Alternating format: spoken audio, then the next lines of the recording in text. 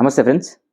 తెలంగాణ రాష్ట్ర ప్రభుత్వం తెలంగాణలో ఉన్న ప్రభుత్వ డిగ్రీ కళాశాలల అన్నిటిల్లో ఖాళీగా ఉన్న లెక్చరర్స్ పోస్టులను భర్తీ చేయాలని చెప్పేసి 540 పైన ఉన్న ఖాళీలను గుర్తించి వాటి కోసం రిక్రూట్మెంట్ చేయాలని చెప్పేసి ప్రభుత్వం ఒక నిర్ణయించి దీనికి సంబంధించిన గైడ్లైన్స్ కోసం వాళ్ళు ఒక క్రైటీరియా తీసుకొని ఒక రూల్స్ అండ్ రెగ్యులేషన్స్ని గైడ్లైన్స్ని రిలీజ్ చేయడం జరిగింది. జీవో నెంబర్ 4 కింద ఫిబ్రవరి 12 2026 అంటే 1 మంత్ కిందట దీన్ని రిలీజ్ చేయడం జరిగింది. అయితే ఈ జీవో నెంబర్ 4లో ఉన్న విషయాలు ఏంటి, దీంట్లో ఉన్న అవకతవకలు ఏంటి అని చెప్పేసి మనం కొంచెం చర్చించుకునే ప్రయత్నం చేద్దాం.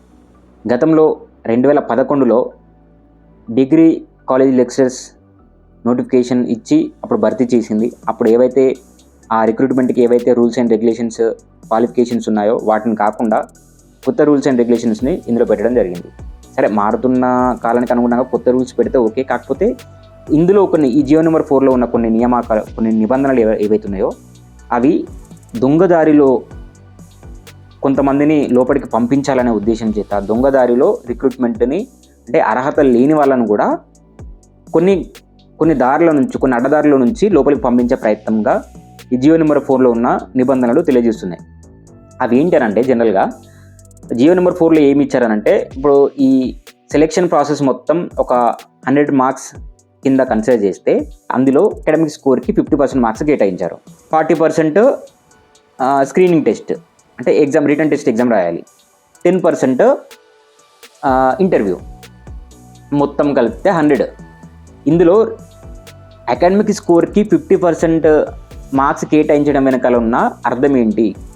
50% అకాడమిక్ స్కోర్ ఏదైతే కేటాయించారో అందులో స్పెసిఫిక్గా చూసుకుంటే డిగ్రీ, పీజీ వాటికి అన్నిటికీ మినిమం మార్క్స్ కేటాయించారు.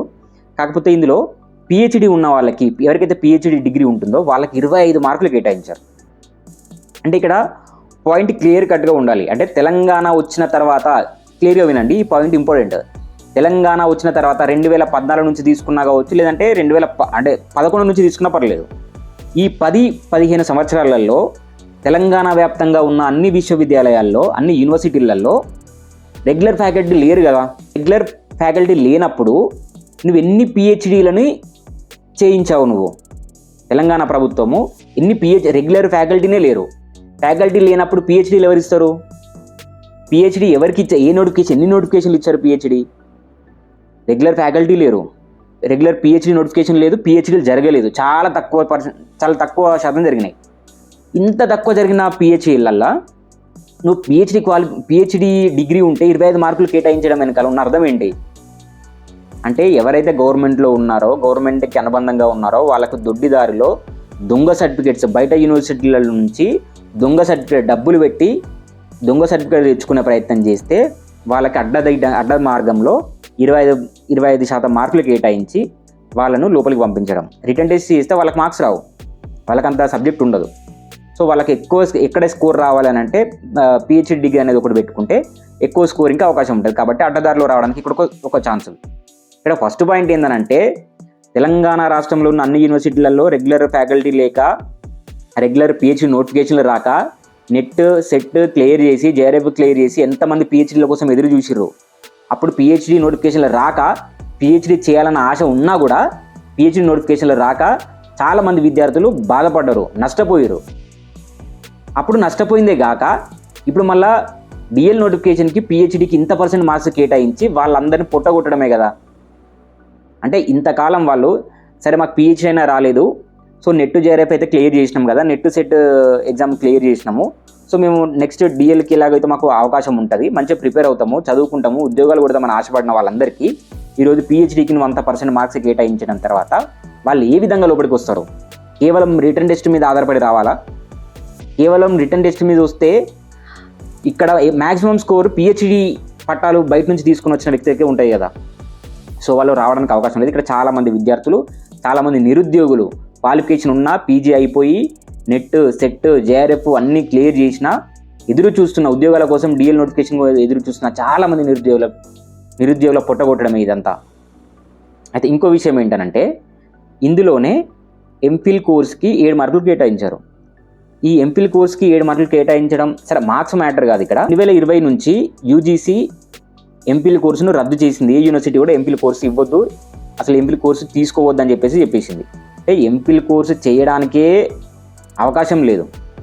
మరి చేయడానికి అవకాశం లేని కోర్సుకి ఇప్పుడు నువ్వు 7 మార్కులు ఎట్లా కేటాయిస్తారు?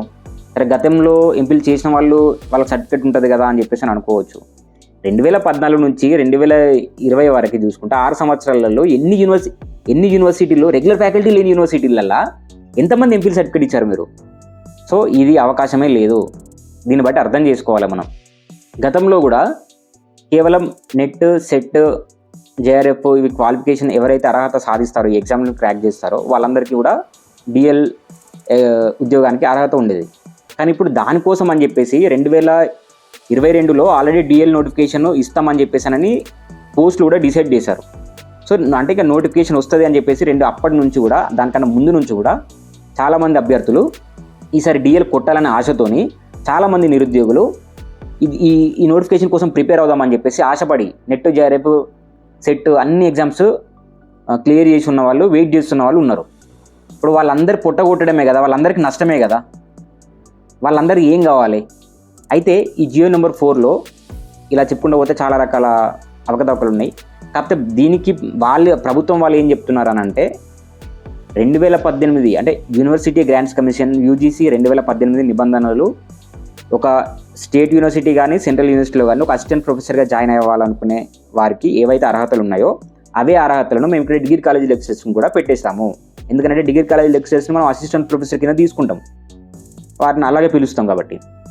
కానీ ఇక్కడ నాలుగు ప్రశ్న ఏంటనంటే, ఏ యూనివర్సిటీ అయినా, స్టేట్ యూనివర్సిటీ అయినా సెంట్రల్ యూనివర్సిటీ అయినా, ఒక యూనివర్సిటీలో అసిస్టెంట్ ప్రొఫెసర్ దగ్గర 4 స్టూడెంట్స్ పిహెచ్డి చేసుకోవచ్చు. కానీ డిగ్రీ కాలేజ్ లెక్చరర్స్ దగ్గర మనం ఓకే మీరు అసిస్టెంట్ ప్రొఫెసర్ అని పిలిచినా కూడా డిగ్రీ కాలేజ్ లెక్చరర్స్ దగ్గర ఎవరు పిహెచ్డి చేస్తారు, వాళ్ళకి గైడ్షిప్ ఎక్కడి నుంచి వచ్చింది, ఎవరు ఇచ్చారు, ఇస్తారా, ఇస్తే వాళ్ళ దగ్గర పిహెచ్డీలు ఎవరు చేస్తారు, ఆ పిహెచ్డీలు ఎంత క్వాలిటీతో ఉంటాయి అంటే వాళ్ళకు గైడ్షిప్ లేనప్పుడు గైడ్షిప్ ఉండి పిహెచ్డి చేయించే యూనివర్సిటీ ఫ్యాకల్టీ అసిస్టెంట్ ప్రొఫెసర్లతోని వాళ్ళకి పెట్టిన నిబంధనలు పెట్టడం అనేది ఎంతవరకు కరెక్ట్? ఇది వాళ్ళు యూనివర్సిటీలలో ఉండే అసిస్టెంట్ ప్రొఫెసర్ రీసెర్చ్ చేయించగలుగుతారు, వాళ్ళ దగ్గర వాళ్ళు 4 విద్యార్థులకి గైడ్షిప్ మెంటర్గా ఉంటారు. కానీ డిఎల్కి అవకాశం లేదు కదా. మరి మీరు ఈ ఒక పాయింట్ని చూపించి పిహెచ్డీలు ఉండాలని చెప్పేసి అని పిహెచ్డీకి అన్ని మార్కులు కేటాయిస్తే ఎంతమంది నష్టపోతారో మీకు అర్థమవుతుందా?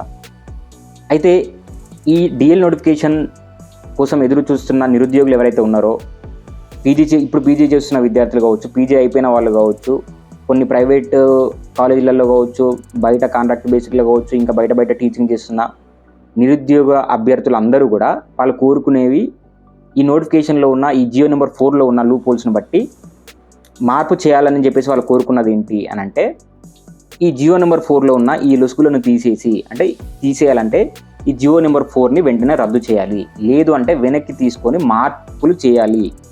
అలాగే ఈ జియో నెంబర్ 4లో ఇచ్చిన ఈ అర్హతలు ఏవైతే ఉన్నాయో వీటన్నింటినీ తొలగించేసి 2011 డిఎల్ నోటిఫికేషన్ రిక్రూట్మెంట్లో ఎలాంటి గైడ్ లైన్స్, ఎలాంటి క్వాలిఫికేషన్ పెట్టారో అవే క్వాలిఫికేషన్, అలాంటి గైడ్ లైన్స్తోనే ఇప్పుడు 2026లో వచ్చే డిఎల్ నోటిఫికేషన్ని రిక్రూట్మెంట్ చేయాలి అని చెప్పేసి కోరుకుంటున్నారు. ఎందుకనంటే 2011లో వచ్చింది pure return test based exam, అంటే రిటర్న్ టెస్ట్ తర్వాత ఇంటర్వ్యూ ఉండే. కానీ ఇప్పుడు మధ్యలో ఇవన్నీ తీసుకొచ్చేసి పక్కదారిలో అడ్డదారిలో కొంతమంది రావాలని చెప్పేసి చొప్పించాలి అనే ప్రయత్నం జరుగుతుంది. కాబట్టి వీటికి ఆస్కారం లేకుండా కేవలం రిటర్న్ టెస్ట్ బేస్డ్ పెడితే సబ్జెక్ట్ ఉన్న వాళ్ళే డిగ్రీ కాలేజ్ లెక్చరర్గా అవుతారు. అలా అవ్వడం వల్ల డిగ్రీ కాలేజీలు కూడా కొంచెం క్వాలిటీ బేస్డ్ ఎడ్యుకేషన్ అనేది ఇవ్వచ్చు. ఒకవేళ ఈ జియో నెంబర్ 4ని వెనక్కి తీసుకోమనంటే మాత్రం ఖచ్చితంగా అందులో ఉన్న పిహెచ్డి కోసం ఏవైతే 25% మార్క్స్ కేటాయించారో అకాడమిక్ స్కోర్లో వాటిని ఖచ్చితంగా తగ్గించాలని చెప్పేసి, అంటే పిహెచ్డి ఉన్న వాళ్ళకి పీజీ నెట్ జేఆర్ఎఫ్ ఉండి పిహెచ్డి ఉన్న వాళ్ళు, ఇప్పుడు పిహెచ్డి చేస్తున్న వాళ్ళు ఉన్నారు, 5th ఇయర్లో ఉన్న వాళ్ళు ఉన్నారు, 4th ఇయర్లో ఉన్న వాళ్ళు ఉన్నారు.